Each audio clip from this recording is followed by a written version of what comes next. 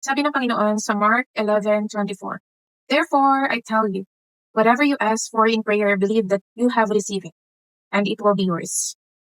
So sabi ng Panginoon dito, whatever we ask in prayer, paniwalaan natin na matatanggap natin ito.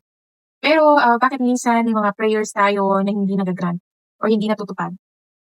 Sumagi ba sa isip natin, bakit Lord? Bakit hindi mo binibigay itong ganito, ganito? Kasi ito naman is para sa family ko, para to sa magandang buhay na gusto kong mangyari sa pamilya ko or mangyari sa career ko or anything na gusto natin mangyari. Yun ang una. Hindi lahat ng gusto natin is yun yung masusunod. Always natin isipin na God's plan is the best, yun ang sinasabi. Kasi minsan, yung mga gusto nating mangyari or hinihingi natin sa Panginoon is hindi yun yung plan niya sa atin. Or hindi yun yung makakabuti sa atin. It could harm us. Kasi kung yung mindset natin ganito, yung mindset ni Jesus or ni God is advanced. Nakikita niya kung ano yung magiging outcome, ano yung magiging result ng hinihingi natin.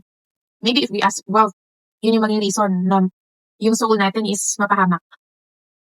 Dahil sa wealth na yun, magkakaroon tayo ng pride, malalayo tayo sa Panginoon, which is yun yung iniiwasan ng Panginoon. And also, there are prayers or request tayo na hindi binibigay ni Lord kasi, anak, maliit ito. Yung plan ko sa'yo is mas malaki din sa thinking ni Jesus. Sabi ninyo, ay paano mo nalaman na ganun-ganun? According to God's word. Kasi yung plan ni Lord sa atin is always the best.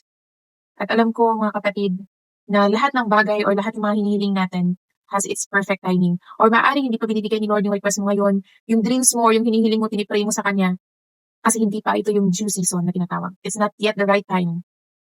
Baka yung right time na yun will be happening and yun yung pinaka-the best moment nung ma-appreciate mo yung blessing ni Lord na binigay sa'yo.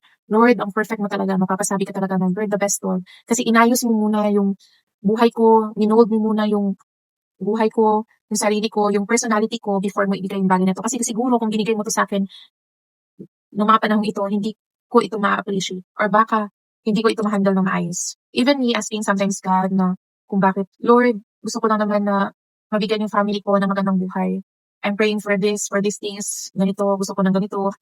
Pero hindi siya nangyayari. There is always a hindrance or sa gabal talaga na hindi natutupad yung mga gusto natin. It is because God has a better plan or best plan na ibibigay niya sa atin in the right time.